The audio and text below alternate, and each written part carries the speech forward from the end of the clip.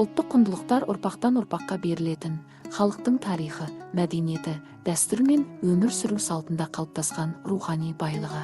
Мәңгілік мұра уақыт өте де жоғалмайтын, әрдайым сақталып, қадірленетін құндылықтар.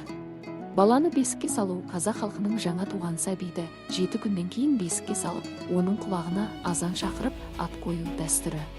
Тұсау кесу нәресте тәй-тәй басып, алғашқы қадамын жасағанда өткізілетін қазақтың дәстүрлі ғұрпы.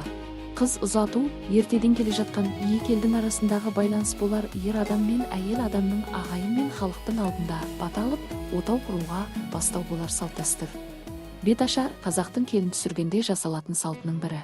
Дәстүрлі беташар әдетте тойға жиналған халық тарқар кезде өткізілген. Наурыз мейрамы ежелгі заманнан қалыптасқан жыл бастау мейрамы.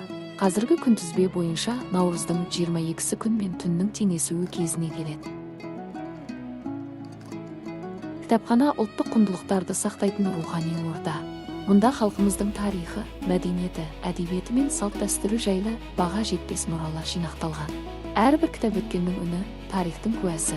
Ғасырлар бойы қалыптасқан салт дәстүр, тіл, әдебиет пен өнер ұрпақтан ұрпаққа жалғасып келе жатқан мәңгілік мұра. Халқымыздың рухани әлемінің айнасы.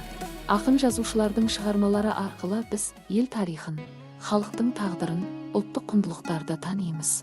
Кітап ұлттың жадын сақтайтын қазына. Қазақ халқының салт дәстүрлері тәрбиенің негізі. Үлкенді құрметтеу, кішіге қамқор болу, қонақжайлық пен адамгершілік халқымыздың басты қасиеттері. Осындай құндылықтар ұлттың бірлігін сақтап келеді. Ұлттық құндылық мәңгілік мұра. Оны сақтау, дәріптеу және келер ұрпаққа жеткізу баршамыздың ортақ міндетіміз.